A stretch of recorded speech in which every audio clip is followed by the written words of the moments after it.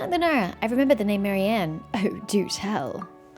It's familiar to me because it's from a children's story, the same one that the Red Empress comes from. The female lead, Liddell, was mistaken for Marianne the servant, and Marianne never appeared throughout the entire story. Maybe Marianne never really existed, so just a figment in someone's dreams. How do you know about this story, Anne? And isn't that a good question? How do I know about it? The memory feels more vivid than those I have of the story of the evil dragon Narcissus. Stumbled on that name, that's for sure. See more. Shall I summarize the entries regarding Lyris I possess for you too? Thank you, please do. Omitting the standard citation format, reconstructing output to match format, report to superiors. He considers me a superior. I'm okay with that. Lyris is a registered Oceanid. She is not eligible to be stationed in the waters outside Fontaine and has become a special source of information for the nation. She was appointed as the director of an orphanage to symbolize the love and affection of the previous Hydro Archon. The orphanage's... tried to put an extra vowel into that one. The orphanage's affairs were mainly managed by its human vice director. An orphanage director? I keep saying orphanage. Why? Orphanage director. Then how is she connected to the Narcissus and Cruz Auto? As director, Lyris was very affectionate towards the children. I bloody hope so. And quite devoted to them. But her intelligence among Oceanids was below average. Ooh, she's taken strays. She wasn't very good at working out the cause and effect of things, nor could she even count. Jesus. As a result, she was not qualified to perform covert investigations. Oh, sounds kind of like a big old cat mum who can't count. A big old cat mum who... What? Paimon, I don't understand. You know, because cats can't count, so they pick up their kittens one by one and keep going back until they see there aren't any kittens. Since when can cats not count? I mean, I haven't really thought about the scope of pet animals being able to count, but they pick their kittens up one by one because they only have one mouth. They do not possess two mouths. And yeah, they keep picking them up until there's none left to pick up. That's weird. Is that a known thing in China? What? Later, the orphanage was destroyed by the calamity, during the calamity, and official records of her stopped there. They say she failed to understand the link between the disaster, the orphans fleeing, and her own conduct, and so she wanders the ruins, drowning in guilt and expectation. I have an underwater locomotion module. Once, Marianne and I dove down to the ruins of the orphanage, whose coordinates were the same as those of Anapausis. There, we found an Oceanid swimming sadly in circles. When she next appeared in the records, she was a core member of the Narcissus Ordo and the subject of a high-priority arrest warrant. But she doesn't seem like a bad person. Oh wow, Paimon, you've got barely enough information to make that kind of judgment on. Considering that she may be connected to Anne, she must have been tricked. It's a weird conclusion to come to. Ah, yes. Doesn't kind of seem like the kind of thing Seymour would say, but sure. There's another important piece of information worth noting. The orphanage's name was the Narcissus Institute. Narcissus. These are all marechaussee phantom files that Mr. Alan Geerton recorded for testing light sensitivity while designing me. The output is via my image-to-text-to-speak module. Wow, okay. According to eyewitness testimony regarding who I suspect to be Lyris, there shouldn't be any problems. And you may have heard of this elsewhere, but it's worth mentioning again. Alan and Mary Ann were orphans in the care of the Narcissus Institute before the marechaussee. I don't know what it is that I want to swap these two syllables around. Maybe it sounds better in my head, and so it wants to do it that way. Don't know. Marechaussee Hunter, Emmanuel Guillotin, took them in. Thank you, Seymour. Don't mention it, noble madam. So I shan't. Caterpillar. It feels like you've changed a lot since we met in the Fortress of Meripede, Caterpillar. He feels exactly the same to me. Would a 5-year-old child and a 15-year-old teenager be the same? Perhaps returning here simply reminds me of the past, and of who I used to be. Time is frozen in the fortress. Being locked up there for a day or 100 years, I'm afraid it made no difference to me. Lunara is what made time flow for me. Watching her grow reminded me that time still passes, and life is still being born, shining brilliantly and then being extinguished. And so I changed as well. That said, my past self, the person I was before I met her, would certainly be more helpful to Anne and Seymour in our current situation. That's true. Haha, don't be like that, Paimon. Just think about it. Making up stories for Lunara was nothing more than putting such ways of thinking to good use. Regardless, it has nothing to do with the current situation. You look like you still have questions, Lunara. Since we have our own suspicions about Anne and Lyris' relationship, we have topics of discussion that can be used to refute or sustain these conjectures. How do Oceanids reproduce? I'm sure you have friends more knowledgeable than I am regarding that. Perhaps you can even find scholars of natural philosophy who have dedicated research to the question. Or you could have asked the Oceanids you know personally. But you asked me. That's actually a good point. Why didn't we go ask an Oceanid? We know quite a few. Of course, I know what you mean. So this is your speculation? I see. Paimon doesn't get it. When we exchanged information earlier, Lunara mentioned that Anne is the person in Marianne's dream. Or perhaps she might be a manifestation made by Marianne, an Oceanid. Oceanid? Why the repetition? Are you just trying to make it sound cuter? Apologies, perhaps my description was ill done. Still, can an Oceanid create an Oceanid creature version of an Oceanid? Whoa, that's deep. That's like asking if hard candies can be used as the filler for another hard candy. I mean, they could be very big hard candy, but yeah. So what would you say to that? This question's really interesting, but Paimon's already hungry for answers. I suppose I'd have to say, I suppose so. Still, you may not realize just how deep this rabbit hole goes, so let me explain. Do tell. You might be confused as to why there are Oceanid creatures with personalities in Anapalsis. If Oceanids can create Oceanid creatures, then can they create Oceanid humans or Oceanid Oceanids? Convention dictates that it's rare for Oceanids to be able to mimic a human, unless the human drowns in their arms, or the Oceanid has spent extensive time with the person and knows everything about them. And the Oceanid in question must also have tremendous wisdom and compassion. I'm afraid perhaps only one as powerful as Rodea could do it. Wow, so that means Idea must be incredibly strong. So it's rare to mimic... Interesting that you bring her up. It's rare to mimic humans, but not impossible. Now, creating another Oceanid, that's different. Creating humans using human knowledge can only be achieved by gods, and the same applies to Oceanids creating Oceanids. It usually should be impossible, in this world at least. Unless this human or Oceanid has already placed themselves above their own kind and attempted such insanity. You mean they thought they had become a god? That's right. Followers blindly believe in their leaders, who in turn blindly believe in themselves, giving rise to delirium and delusions. I can do what a god can do. Their deeds are not that great after all. That sounds like the kind of thinking that Alan Guillotin might employ. Certainly Edwin would have employed such logic. A powerful belief is also a powerful will, and magic is a skill that molds reality to your will. Perhaps the descendant hypothesis makes more sense. Perhaps Marianne doesn't consider herself an Oceanid type. Perhaps. It's possible and quite understandable too. If nothing else, the Lyris I know doesn't have this kind of intelligence, nor would she be this crazy. Yeah, I don't know about the second part, but the first part we have established with these conversations with Seymour. I have some less mainstream ideas about how Oceanids reproduce, but they're not important and we can discuss them later. I don't know, I feel they're kind of pivotal to the story, but okay. Now, let's reorganize the information that everyone just recalled. This might take quite some time and might be somewhat hard on our throats. Yeah, thanks for taking pity on me. Look, I'm waiting for some food to arrive, so I'm going to say hold on and just pause there.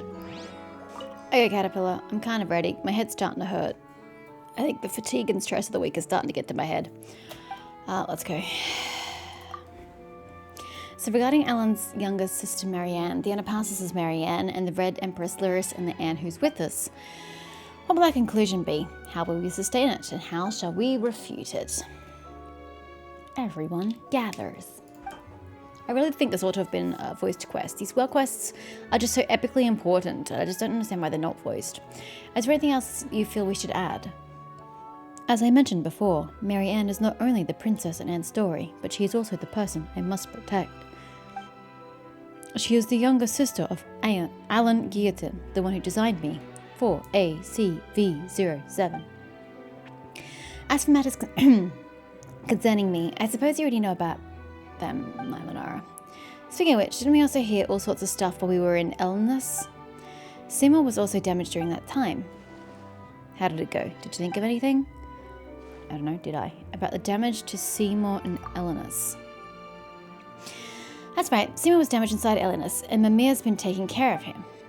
To my shame, yes. Though I do not have such emotions, you can see it as me having lowered my assessment of myself. And according to Alienus, the battle that occurred within his body ended quite terribly. Evidently, that was the battle that damaged you, and it was an incredibly fierce one, but considering that you were damaged, then your master might have been. Common sense dictates that the fate of Marianne Guillotin, sister of Alan Guillotin, was most likely a grim one. But this world is full of tales of loyal knights who exchanged their lives for a miracle, so you needn't grieve too much, Seymour. Seymour appears to have entered data fragment sorting mode out of pure shock. But your master, Marianne, was an ordinary human being, wasn't she? The time that has passed since then far surpasses the lifespan of any human. Tell that to Jacob. How did it go? Did you think of anything? The Red Empress Lyris. She was an important figure in the Narcissenku's auto, and she is also the other Oceanid involved in the tale apart from Miss Anne. One of only two Oceanids, and we also just agreed that we believe there must be an Oceanid behind Anapalsis. But her traits don't match those of the Marianne we encountered. Could it be that Lyris's imagination was behind everything, even me? That's unlikely. Seymour mentioned that her intelligence was quite limited, so phantoms of this sort would be quite hard for her. Similar to how an author would struggle to write a character more intelligent than themselves. Yeah, them feels. In fairy tales, the kitten may dream of their living little master. Huh?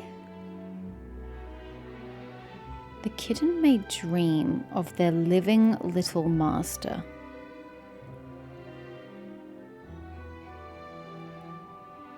I don't understand.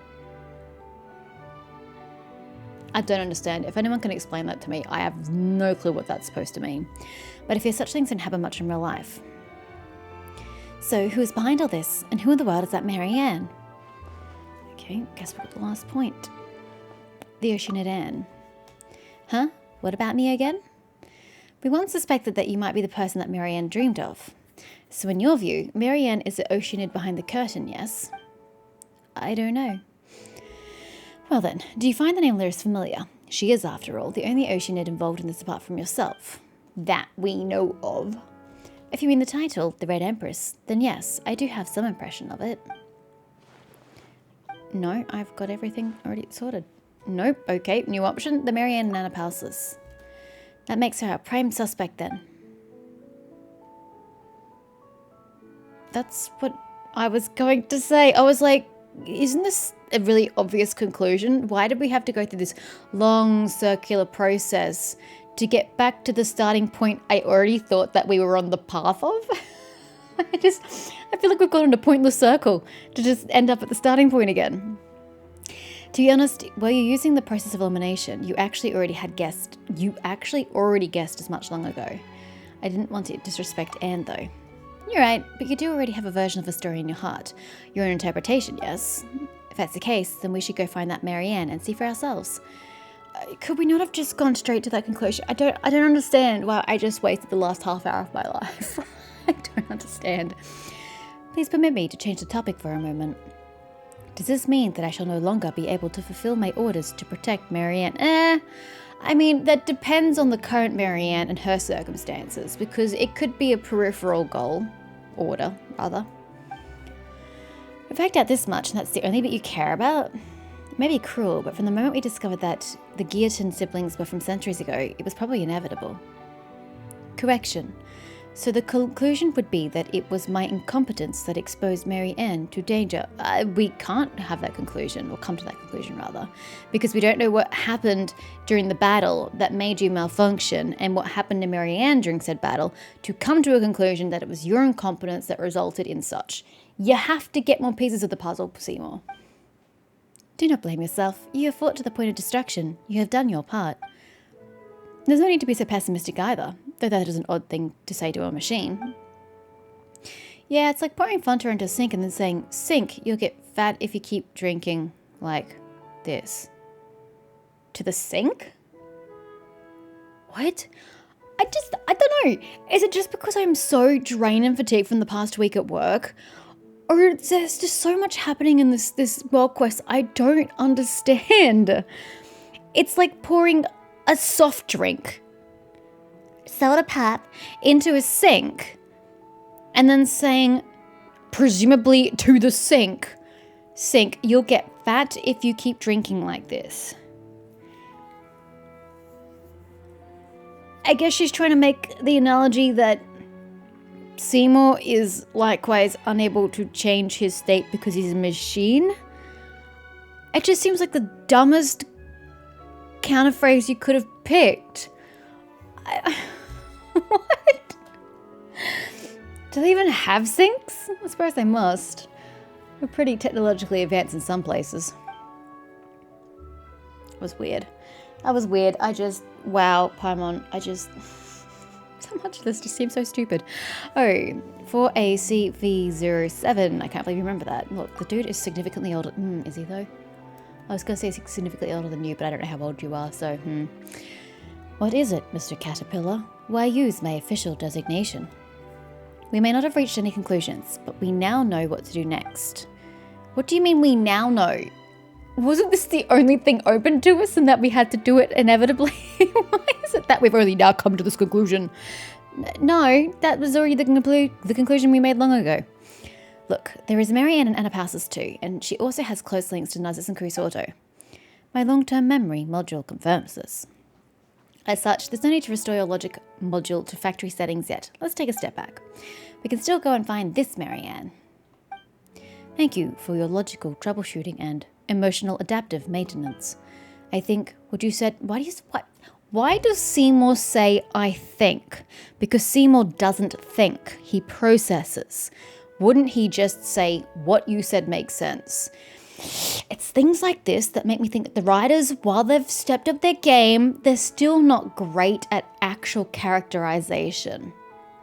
There could be a translation problem more so than a writing issue. I don't know where the problem's stemming from, but there are more precise choices that could be made with the dialogue in this game. As I said, Seymour should not be saying, "Ah, yes." He's a machine. He's not going to speak like that, and he shouldn't be saying "I think." I don't care if he's learnt it from humans. He himself should not be saying it in relation to himself because he's a machine. What you said makes sense. It is not yet time to admit defeat and restore myself to my initial settings in order to take on a new mission. And yeah, is it a colloquialism or slang? Informal speech? Probably informal speech, I think. I don't think that Anne should be using informal speech either. One, because it's a modern formation and it wouldn't have been around when she was around, and she's only lived in this sort of bubble. She hasn't been exposed to informal speech like this, so she herself should not be using informal speech. But hey, what do I know? That's right, you silly doggy. Let's leave things here for a while then. Once you are ready, we can continue. I want to continue now, Caterpillar. Let's go. Why don't we go and find this Marianne? Let's solve that mystery before tackling the Nazis and Crusoe issue. I concur. I'd really like to figure that one out too. After all, it might explain where I come from. My logic module agrees that this is the correct course of action. So, shall we go then? I literally do not understand why we just went on that big circle. I really don't. Can't we just have gone here and everyone's like, cool, let's go to Anapausis and speak to that Marianne because she can give us some clarification on some matters. Let's go. Why? We didn't come to any great realizations or new conclusions or really solidify anything by having this conversation. Contemplating about whether oceanids can, breed or create other oceanids, and it really didn't add anything to the argument. And such conversations, if necessary, further down the track, could have been had further down the track. I don't think having it now is helping in any way, shape, or form. This was just a waste of time, and we accomplished nothing. I would have preferred if we had just gone to see Marianne.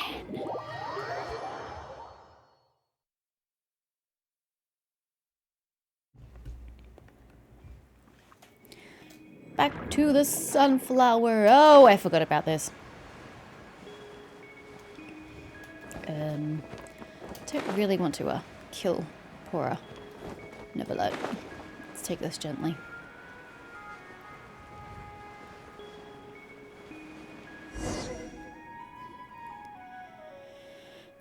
We're back again. This time, I must...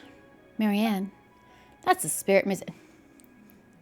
She didn't even say anything. And you're all, that's the spirit. She didn't even finish her sentence. In truth, I must confess to being somewhat jealous of you. You still hold out hope of recovering your past. I've been searching for centuries, but I haven't found a thing. So please, do your best for this old caterpillar's part as well, right?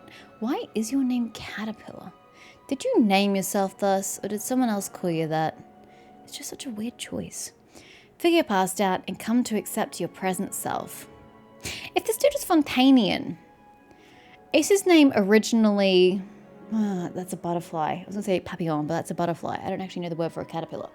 Is his name originally the term for a caterpillar in French? Or is his name always Caterpillar? Because I don't like it in English. It's weird. Yup. Again, informal language. Yup. She should not have been exposed to that and should therefore not be using it. Do we take a lift? I don't quite remember how to get there. Oh, please don't make me deal with these ocean heads again. Well, what are these guys doing here again? I don't know, but I kind of wish they were. Yeah. Wait, isn't that Owl's group? What do you mean, wait? Yes, it is. Ho, ho, ho. Hey, Santa. Yes, it is us, and you are Knight Lunara and Paimon. It's really good to see you. So good that I can't control myself anymore. Please dodge to the best of your ability. She asked us to send you a message. Now let me take out her handwritten letter with my hands, which are much like yours, yellow and white ones. Ahem. I don't want to hear your stories. I prefer my version. Wow, rude. Jesus. I see everything. Make yourselves at home. They've lost control. Okay.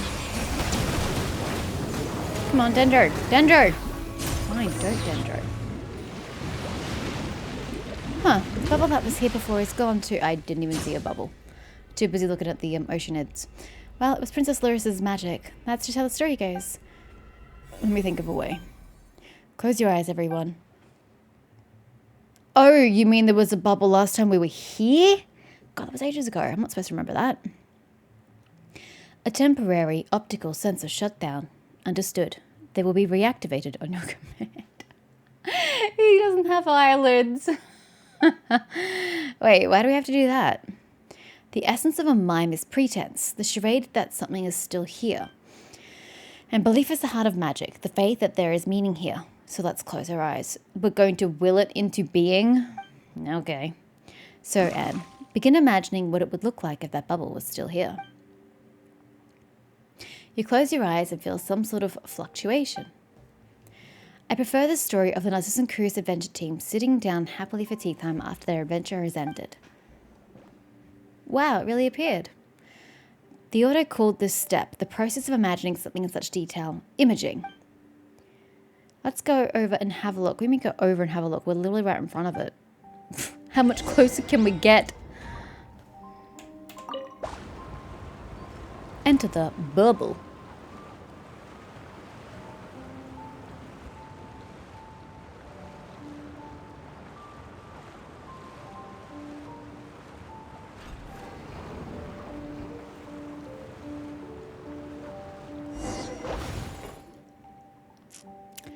It's the entrance that's disappeared this time. And do you know how to make the portal? Can you do an imaging thing on it? Alright, let me give it a try. But we didn't tell Seymour to reopen his eyes, or reactivate his eyes. You close your eyes and a lonesome silence comes over you. But everyone's left. They won't come back, no matter how long I wait. I can't, it seems. Wait, why not? How are we supposed to see Marianne then? I suspect that this is because the portal has lost meaning and thus cannot be recreated. I mean, it has very much meaning to us. From what you told me before, the entrance that was once placed here led to a story that had yet to be written. Now that she has said everything she wanted to, the story no longer has any meaning. Marianne is rejecting our answer, and that is why the way in is shut. Does this mean we're going to return empty-handed? It does seem so. I wouldn't say we're completely out of luck. Why is that? Did you notice something we didn't then, Lunara? I heard something while Anne was imaging. I did hear something then, so you can hear it too? Would that be Marianne's real thoughts? What did you two hear? Might be best not to discuss personal secrets here. The wolves might have ears and all. Let's head back before talking about... Can we not? Because we're just going to have to come back in the end anyway to create the portal. So can we just have the discussion here and get on with it? How tedious. You return with everyone to the Lizards and Cruise Auto. Stupid. There better be a bloody compelling reason as to why we're back here. And what ears would the wolves have? No one gives a shit about where we were. So could you tell us what you heard? Perhaps a healer child might hear something that humans and oceanids will not, just as how dogs and humans differ in that regard. No, that is not what we heard. It's because she resonates with Marianne, on a different level because of, I don't know, oceanid reasons and plot reasons. But the Traveler also is sensitive to shit like that, so that's why the two of them heard it. I must correct your statement. My auditory components can indeed pick up higher and lower frequencies as compared to humans. However, I am not a dog. Moreover, a dog's low frequency hearing is similar to that of a human. Yeah, but the high frequency is different. Is that so? Well, I was talking about real dogs, not you, 4AC40... 4AC-V07. Oh my god, will you stop calling him a silly dog? It's getting repetitive. That said, I didn't think you would hear it too, Lunara. I wonder if we'd heard the same thing. But everyone's left. They won't come back, no matter how long I wait. Looks like we heard the same thing. I suspect that this was the inner voice of Marianne. Did you say anything else?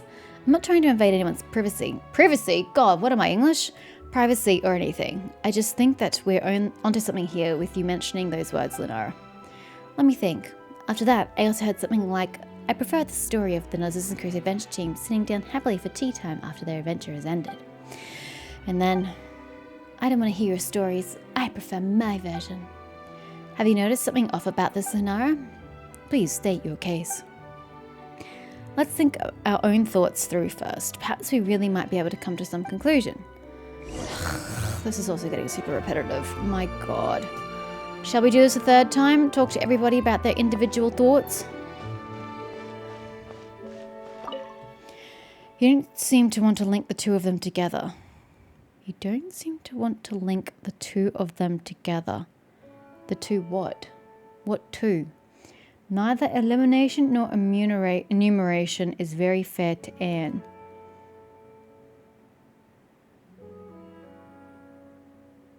I feel like I should just stop playing and pick this up another time. I don't understand.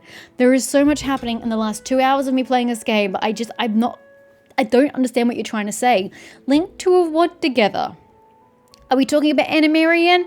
I don't know, because there's no subject to this phrase, and it doesn't match to the conversation we just had, so I'm confused. Another elimination or enumeration is very fair to Anne. Elimination or enumeration of what? I don't get the subject. What a coincidence, I happen to agree. But I have some other thoughts to share too, though they may have nothing to do with the next step in our reasoning. Are you willing to listen? No, actually, I'm going to be honest, I'm not. You're kind of pissing me off. I'm sick of your deductions and reasonings. Can we just get on with the story? I'm getting annoyed that we're getting bogged down with this bullshit. We had such a great start, mostly, to this world quest and giving us the history of Lizards and Cruise Auto, but now I'm just feeling like it's a slog and I'm getting annoyed. Earlier we broached the topic of oceanid reproduction, which I do not care about. It's a huge taboo for oceanids to mimic and transform into one of their own kind, just as it is for humans to create humans. But you see, humans, well, I mean, yeah, humans can create humans because Ryan Dada did it to Albedo. Though you could argue that he's technically not human, and I don't even know what she is, but still, it can happen. Humans can create humans through love. Yeah, it's called reproduction. Unless you're talking about imaginary friends, but they're not really human, are they? Go, pursue eternity, not through mystery, but love. What if, by some chance, this mysterious method of ocean reproduction is accomplished through imagination and mimicry? Is that not what you just said earlier? Perhaps their regret or remorse gives birth to a thought, and as they imagine the path that could have been taken, a new oceanid is born. That's a very interesting idea. Kind of thought you didn't say it in as many words, but I kind of thought that's what you were intimating earlier. Or did I just I filled the gaps that you had, and that was my conclusion as well? I don't know. My brain is so scattered because I'm getting so frustrated at this.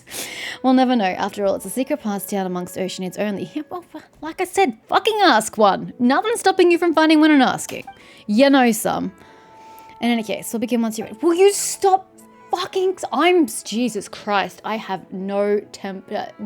no... Short fuse? Easy temper? I'm not quite sure the phrasing I'm looking for. But seriously, will you stop saying, I'm ready? Come talk to me when you have time. Are you ready? Just get on with it!